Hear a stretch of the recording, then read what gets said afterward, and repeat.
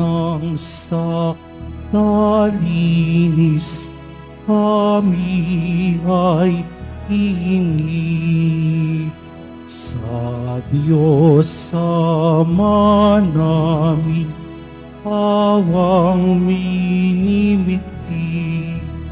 Ave, Ave, Ave Maria, Ave, Ave, Ave Maria.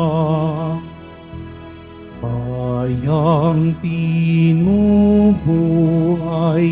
ipinagdarasal, kapayapaan nitong sanlibutan.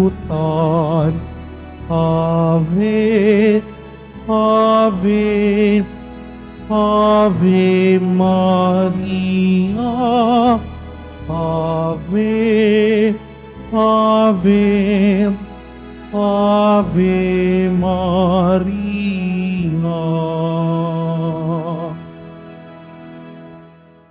Sa ngalan ng Ama at ng Anak at ng Espiritu Santo. Amen. Sumainyo ang Panginoon. At sumaiyo rin. Mga kapatid, aminin natin ang ating mga kasalanan upang tayo'y maging marapat gumanap sa banal na pagdiriwang. Tayo pong lahat, inaamin ko sa makapangyarihang Diyos at sa inyo mga kapatid, na lubha ako nagkasala sa isip, sa salita, sa gawa, at sa aking pagkukulang. Kaya isinasamo ko sa mahal na Birheng Maria, sa lahat na maanghel at mga banal, at sa inyo mga kapatid, na ako'y panalangin sa Panginoong ating Diyos. Kaawaan tayo ng makapangyarihang Diyos, patawarin tayo sa ating mga kasalanan, at patnubayan tayo sa buhay na walang hanggan. Amen. Panginoon, kaawaan mo kami. Panginoon, kaawaan mo kami. Kristo, kaawaan mo kami. Kristo, kaawaan mo kami. Panginoon, kaawaan mo kami. Panginoon, kaawaan mo kami. Manalangin tayo. Ama naming makapangyarihan, ipagkaloob mong kami magkamit kailanman ng kalusugan at kagalingan sa aming katawan at kalooban. Pakundangan sa pagdalangin ng laging Birheng si Santa Mariang Mahal, kami naway mahango sa hapis sa kasalukuyan at makinabang sa kalwalhatiang walang katapusan. Sa pamamagitan ni Hesukristo, kasama ng Espiritu Santo, magpa sa walang hanggan. Amen. Magsiupo muna po ang lahat. Pagbasa mula sa unang sulat ni Apostol San Pablo sa mga taga-Korinto.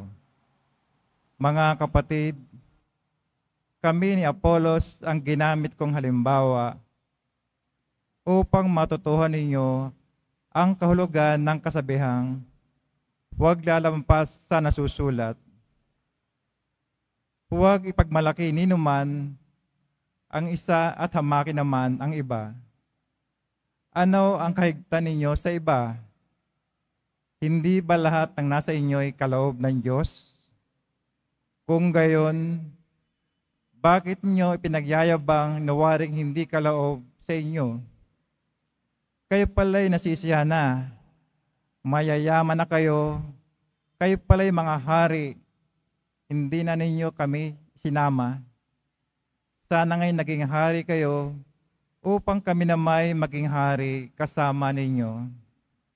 Sapagkat sa wari ko, kaming mga apostol ay ginawa ng Diyos na maging pinakahamak sa lahat ng tao. Ang katulad namin ay mga taong nahatulan ng kamatayan, isang panoorin ng sanlibutan ng mga anghel at ng mga tao. Kami mga hangal alang-alang kay Kristo, kayo'y marurunong tungkol kay Kristo. Mahihina kami, kayo'y malalakas. Hinahama kami, kayo'y pinararangalan.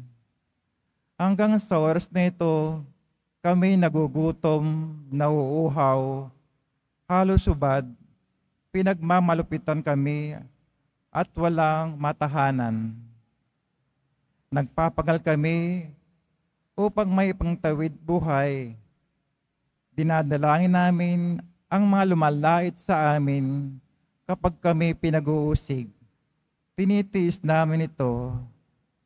Malumanay na pananalita ang isinusukli namin sa mga mapanirang puri sa amin.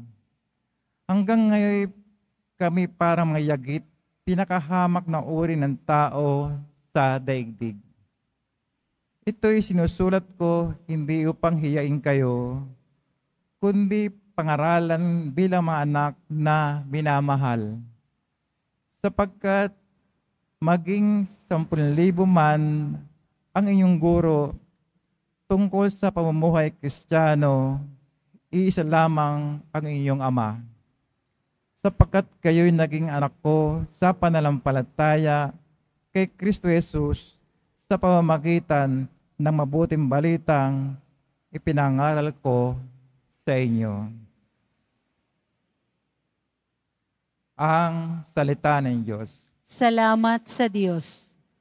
Sa tumatawag sa poon, ang Diyos ay handang tumulong. Sa tumatawag sa poon, ang Diyos ay handang tumulong. Matuwid ang Diyos sa lahat ng bagay niyang ginagawa. Kahit anong gawin, ay kalip doon ang habag at awa. Siya ay nakikinig at handang tumulong sa lahat ng tao. Sa sinuman taong pagtawag sa Kanya ay tapat at totoo. Sa tumatawag sa poon, ang Diyos ay handang tumulong. Yung kailangan nyo, mga taong may takot sa Kanya, Kanyang tinutugon at kung nagigipit, hinahango sila. Yung umiibig sa Kanya ng lubos ay iniingatan, ngunit ang masamay wawasakin niya, walang mabubuhay. Sa tumatawag sa poon, ang Diyos ay handang tumulong. Aking pupurihin ang Panginoon Diyos, di ko tutugutan. Sa ngalan niyang banal, lahat ang nagpuri, magpakailanman. Sa tumatawag sa poon, ang Diyos ay handang tumulong. Magsitayo po ang lahat.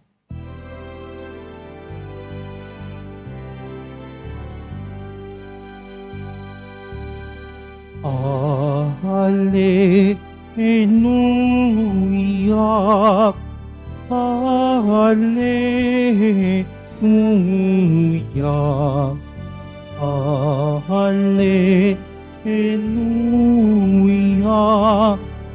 Alleluia.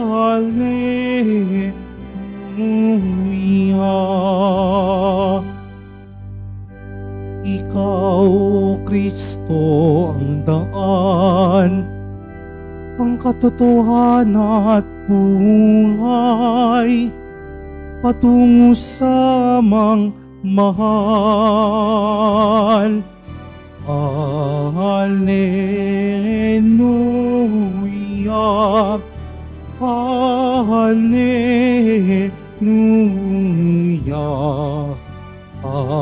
Alleluia, Alleluia.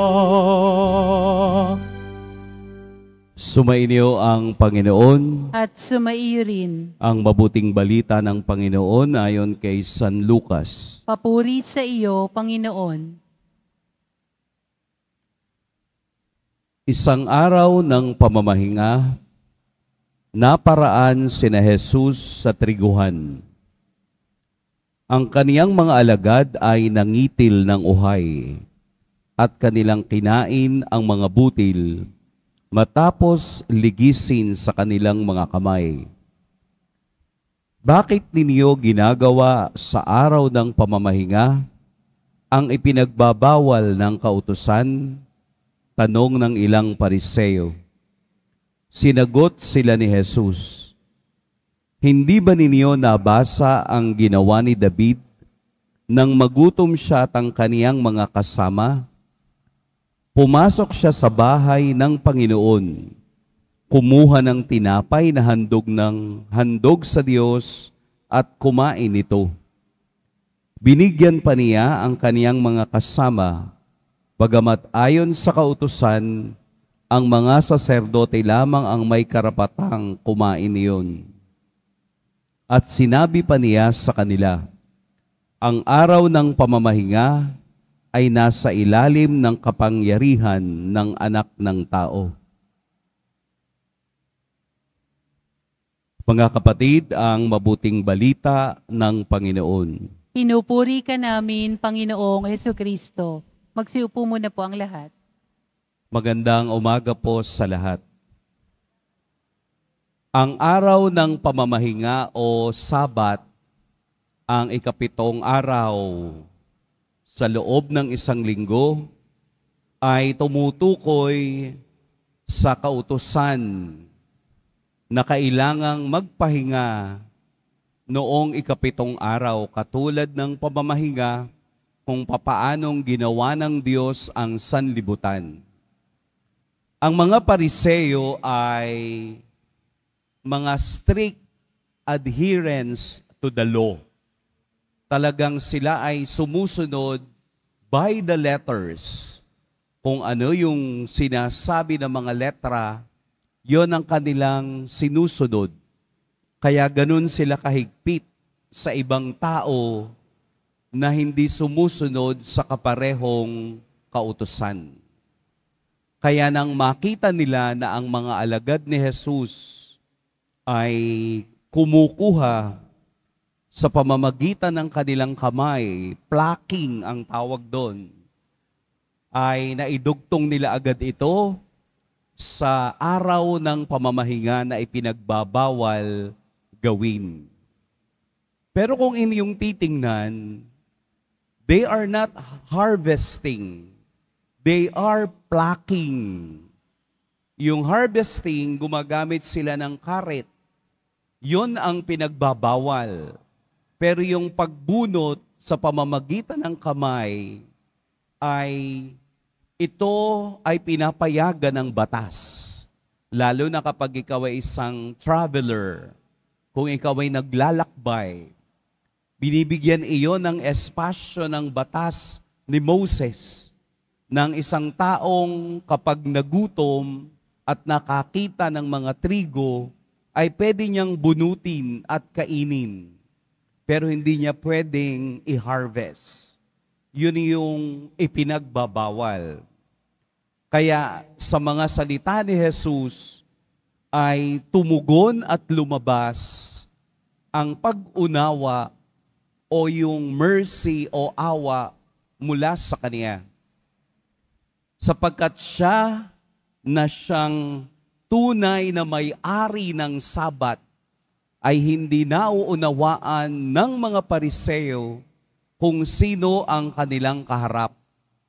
Lumalabas na ang Pariseo mismo ay bulag sa pag-unawa kung ano ang Sabat.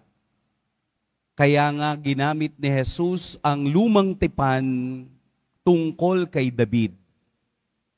Hindi nagalit ang Diyos dahil sila'y nagugutom at kinain nila ang tinapay na inihanda sa templo. Dahil sa kautusan ni Moses, ang mga saserdote lamang noong unang panahon ang may karapatang kumain ng tinapay na inalay sa dambana o sa templo. Kailan nila yun pwedeng kainin?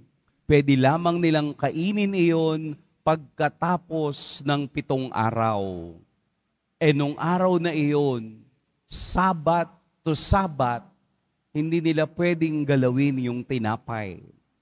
Pero dahil nagutom sila David, ito ay kanilang kinain at ibinahagi pa niya sa kaniyang mga kasamahan. Ano ang gustong sabihin sa atin ng Ebanghelyo? Na ang araw ng pamamahinga ay nasa ilalim ng kapangyarihan ng Anak ng Tao. Hindi natin pwedeng isaklaw ang batas ni Moses sa kapangyarihan ng Diyos. Dapat ang batas ni Moses ang nasa ilalim ng kapangyarihan ng Diyos. At si Jesus bilang Diyos, ang batas na kanilang binanggit ay nasa ilalim ng kaniyang pamamahala.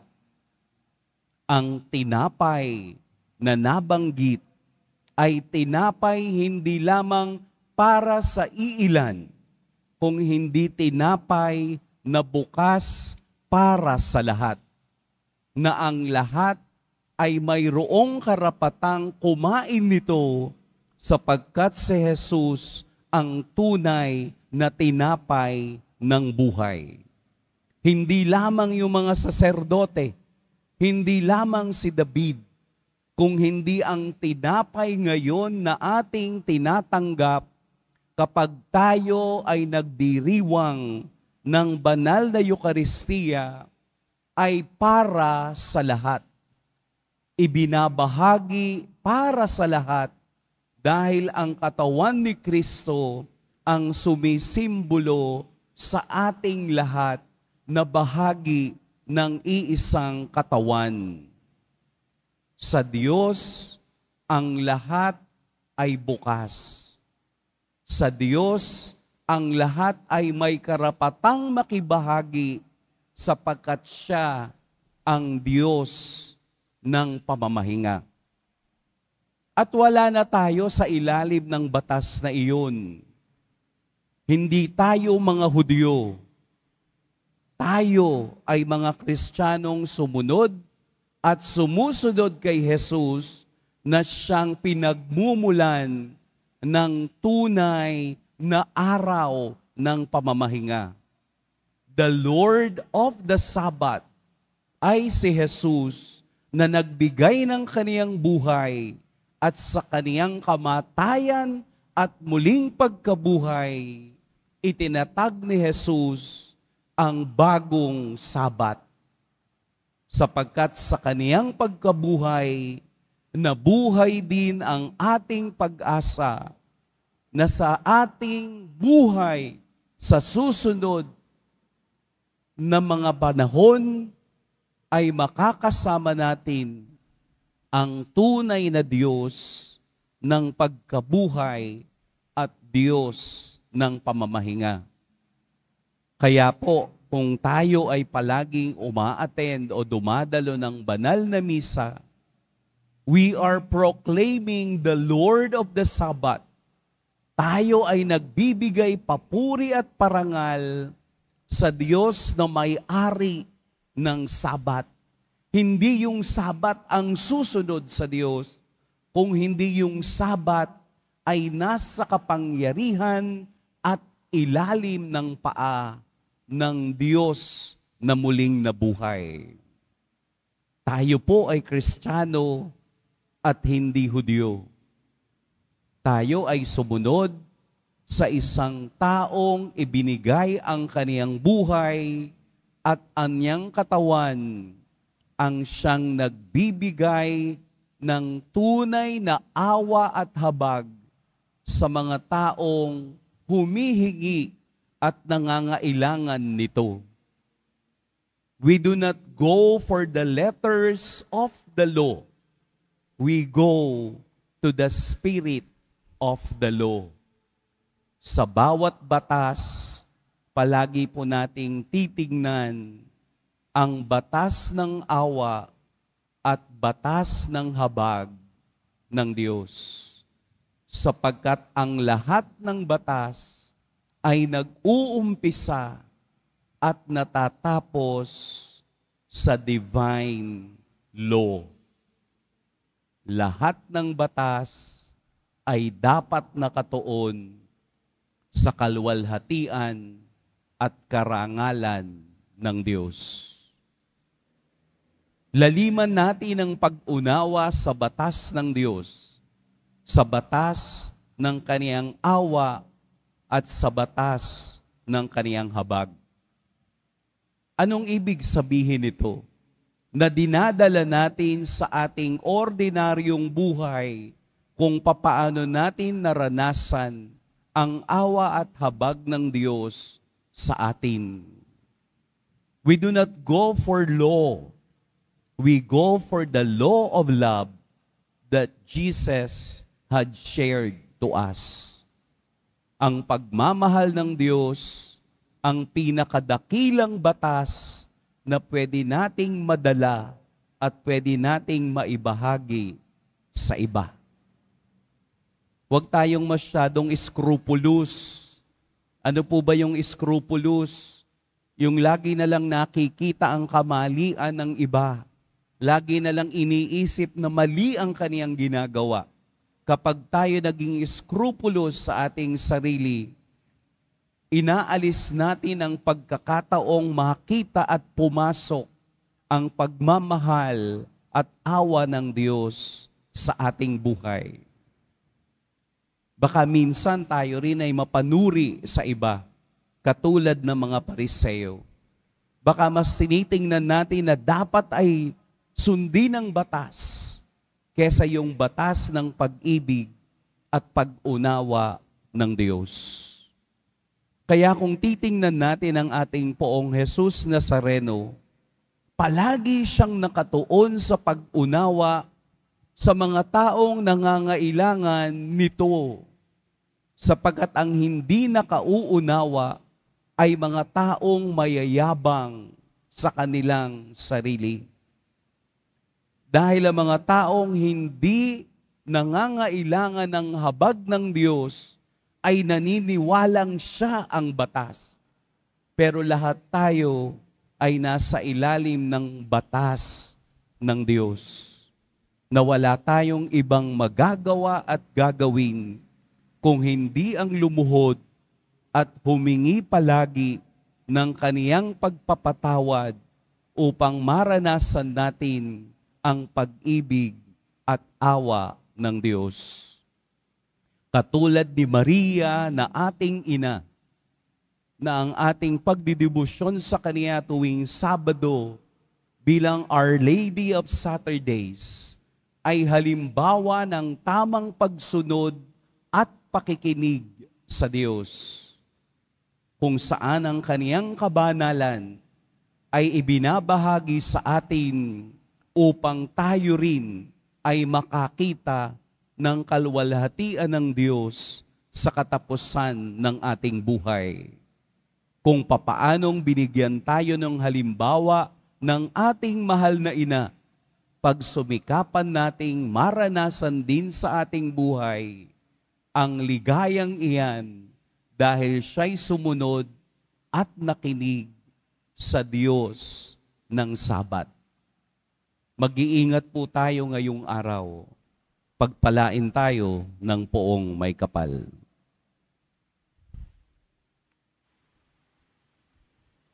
Magsitayo po ang lahat.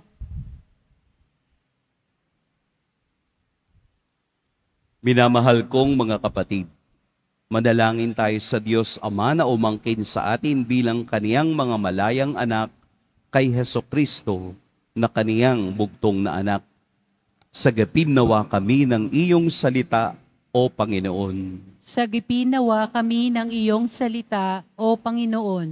Ang mga Kristiyano naway kilalanin ang mga utos ng Diyos bilang pinto sa kalayaan nila mula sa kasalanan at kasamaan. Manalangin tayo. Sagipin nawa kami ng iyong salita, O Panginoon. Yung mga may tungkulin sa pagpapatupad ng batas at sa gobyerno, naway unahin ang kabutihan ng mga tao kaysa sa mga pinagkakabalahan ukol sa batas. Manalangin tayo.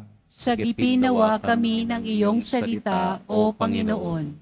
Sa pagsamba sa Diyos na hindi natin nakikita, naway hindi natin malimutan ang nangangailangan nating mga kapatid na ating nakikita. Manalangin tayo. Sagipin nawa kami ng iyong salita, O Panginoon. Yung mga nagdurusa sa iba't ibang physical at spiritual na karamdaman, naway hilumi ng Diyos, manalangin tayo. Sagipin nawa kami ng iyong salita, O Panginoon. Ang mga pumanaw, naway mamahinga sa piling ng Diyos, manalangin tayo. Sagipin nawa kami ng iyong salita, O Panginoon. Panginoong Diyos, ang bawat batas mo naway maging paanyaya sa amin upang mahalin at paglingkuran ang aming mga kapatid. Unawain sila, igalang at gabayan upang maging gabay rin namin sila. Hinihiling namin ito sa ngalan ni Kristong aming Panginoon. Amen. Magsiupo muna po ang lahat.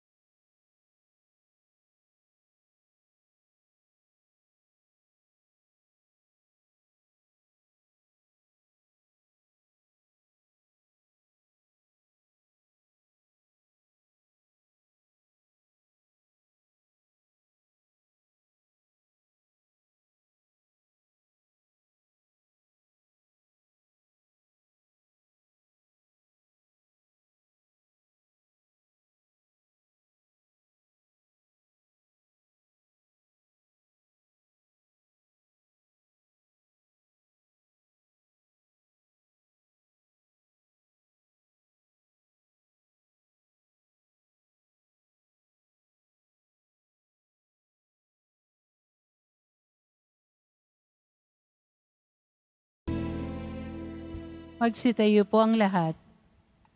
Manalangin kayo mga kapatid upang ang paghahain natin ay kalugdan ng Diyos amang makapangyarihan.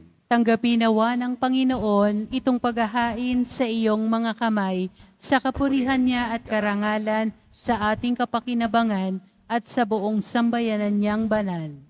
Ama naming lumikha, ang iyong nagkatawan taong anak ay tumulong nawa sa aming ginagawa upang siya na iniluwal ni Maria nang di bumawas kundi lalo pang nagpaganap sa pagkabirhen, ay magpaging dapat na kalugdan mo ang aming paghahain sa ikapagpapatawad ng mga kasalanan, sapagat siya ang Panginoong kasama mo at ng Espiritu Santo magpa sa walang hanggan. Amen. Sumainyo ang Panginoon. At sumaiyo rin. Itaas sa Diyos ang inyong puso at diwa. Itinaas na namin sa Panginoon. Pasalamatan natin ang Panginoong ating Diyos. Marapat na siya ay pasalamatan. Ama naming makapangyarihan, tunay ngang marapat na ikaw ay aming pasalamatan.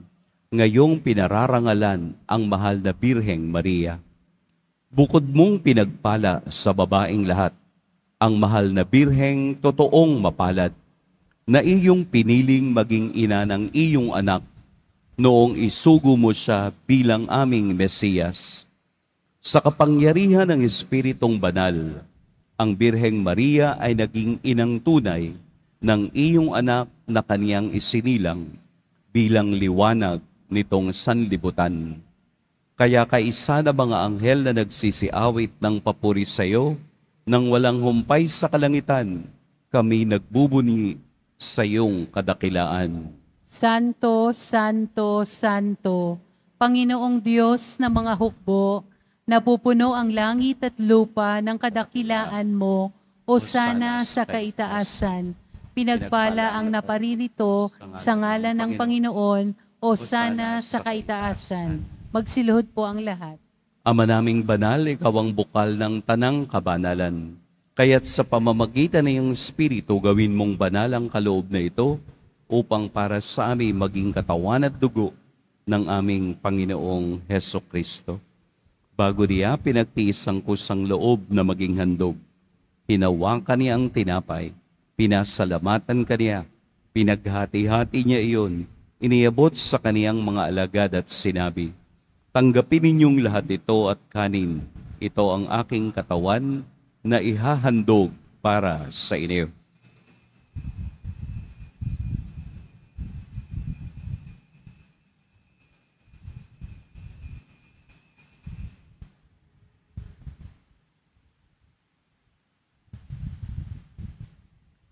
Gayun din naman noong matapos ang hapunan, hinawakan niya ang kalis, muli kaniyang pinasalamatan.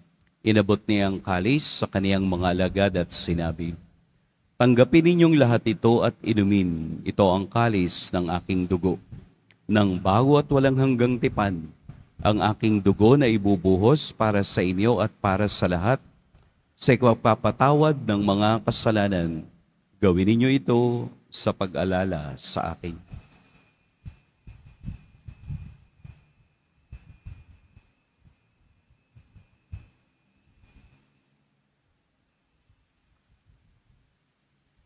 Magsitayo po ang lahat. Ipagbunyi natin ang misteryo ng pananampalataya. Si Kristo'y namatay, si Kristo'y nabuhay, si Kristo'y babalik sa wakas ng panahon. Ama, ginagawa namin ngayon ang pag-alala sa pagkamatay at muling pagkabuhay ng iyong anak. Kaya't iniaalay namin sa iyo ang tinapay na nagbibigay buhay at ang kalis na nagkakaloob ng kaligtasan. Kami nagpapasalamat dahil kami iyong minarapat na tumayo sa harap mo para maglingkod sa iyo. Isinasamo namin kaming magsasalo-salo sa katawan at dugo ni Kristo ay mabuklod sa pagkakaisa sa pamamagitan ng Espiritu Santo. Ama, lingapin mo ang iyong simbahang laganap sa buong daigdig. Puspusin mo kami sa pag-ibig kay San Francisco na aming Papa at ni Jose na aming Obispo at ng Tanang Kaparian. Alalahanin mo rin ang mga kapatid naming nahimlay nang may pag-asang sila'y muling mabubuhay, gayon din ang lahat ng mga pumanaw.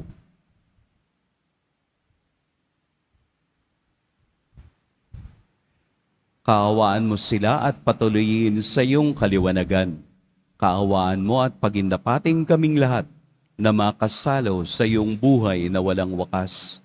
Kaisa ng mahal na Birheng Maria na ina ng Diyos, ng kabiyak ng puso niyang si San Jose, kaisa ng mga apostol ni San Juan Bautista, at ng lahat ng mga banal na namuhay dito sa daigdig ng kalugod-lugod sa iyo, maipagdiwang nawa namin ang pagpupuri sa ikararangal mo sa pamamagitan ng iyong anak na aming Panginoong Hesukristo. Sa pamamagitan ni Kristo, kasama niya at sa Kaniya, ang lahat ng parangal at papuri sa iyo, Diyos, Amang makapangyarihan, kasama ng Espiritu Santo, magpa sa walang hanggan. Amen. Sa tagubilin ng nakagagaling na utos at sa turo ni Jesus na Panginoon natin at Diyos, ipahayag natin ng lakas loob. Ama namin, Sumasalangit ka, sambahin ang ngalan mo, mapasa amin ang kaharian mo, sundin ang loob mo dito sa lupa para nang sa langit. Bigyan mo kami ngayon ng aming kakanin sa araw-araw at patawarin mo kami sa aming mga sala para nang pagpapatawad namin sa nagkakasala sa amin. At huwag mo kaming ipahintulot sa tukso at iadya mo kami sa lahat ng masama. hinihiling namin kami iadya sa lahat ng masama. Pagkalooban ng kapayapaan araw-araw, iligtas sa kasalanan at ilayo sa lahat ng kapahamakan. Samantalang aming pinananabikan ang dakilang araw ng pagpapahayag ng tagapagligtas naming si Hesukristo. Sapagkat iyo ang kaharian at ang kapangyarihan at ang kapurihan magpakailanman. Amen. Panginoong Hesukristo, sinabi mo sa iyong mga apostol, kapayapaan ang iniiwan ko sa inyo, ang aking kapayapaan ang ibinibigay ko sa inyo. Tunghayan mo ang aming pananampalataya at wag ang aming pagkakasala. Pagkalooban mo kami ng kapayapaan at pagkakaisa ayon sa iyong kalooban, kasama ng Espiritu Santo, magpa sa walang hanggan. Amen. Ang kapayapaan ng Panginoon naway laging sumainiyong lahat. At sumaiyo rin. Magbigayan kayo ng kapayapaan sa isa't isa.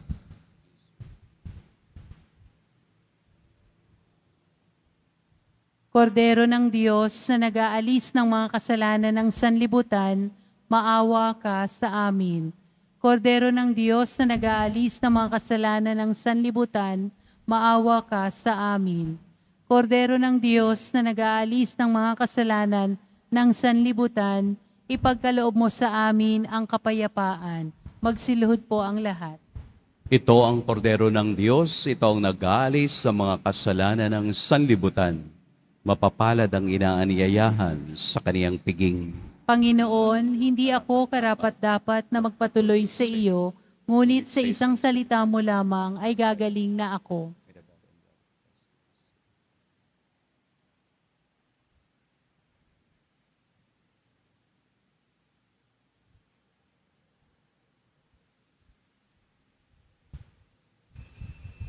Para sa lahat ng tatanggap ng banal na komunyon, sasagot po tayo ng amen pagkasabi ng pari o ng lay minister ng katawan ni Kristo at isubo agad sa bibig bago umalis sa harapan ng pari o lay minister. Sumunod po tayo.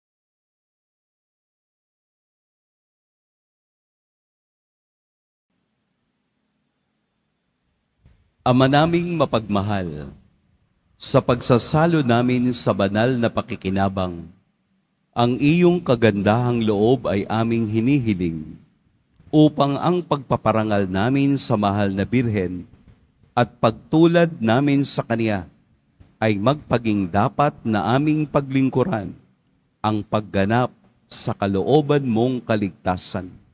Sa pamamagitan ni Hesukristo, kasama ng Espiritu Santo, magpa sa walang hanggan. Amen. Sumainyo ang Panginoon. At sumaiyo rin. Yumuko kayo para sa pagbabasbas. Mahal na Poong Jesus Nazareno, inihayag mo sa pamamagitan ng krus ang walang maliw na pag-ibig ng Diyos sa sangkatauhan. Pakinggan mo po ang kahilingan ng iyong angkan na nagsusumamo sa iyo.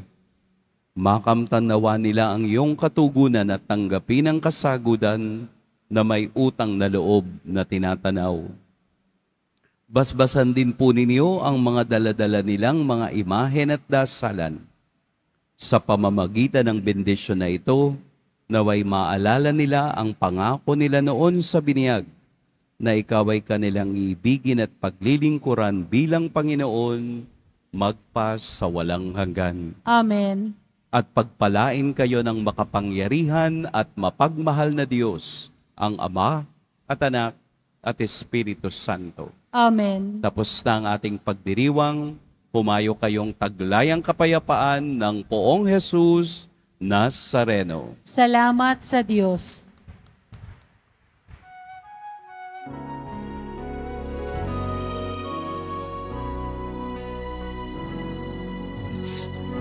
Padre Jesus Nazareno, sinasamba ka namin, pinipintuho ka namin, paral mo ang aming buhay at kaligtasan. Nuestro Padre Jesus Nazareno, iligtas mo kami sa kasalanan. Ang krus mong pinamatayan ay sagisag ng aming kaligtasan.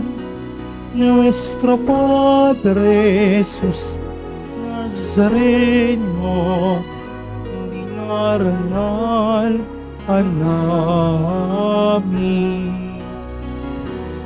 Nuestro Padre Jesus Nazareno, inuwalhati ka namin.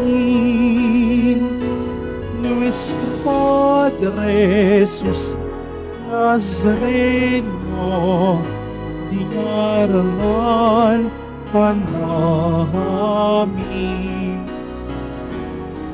Nuestro Padre Jesus Nazareno, inuwalhati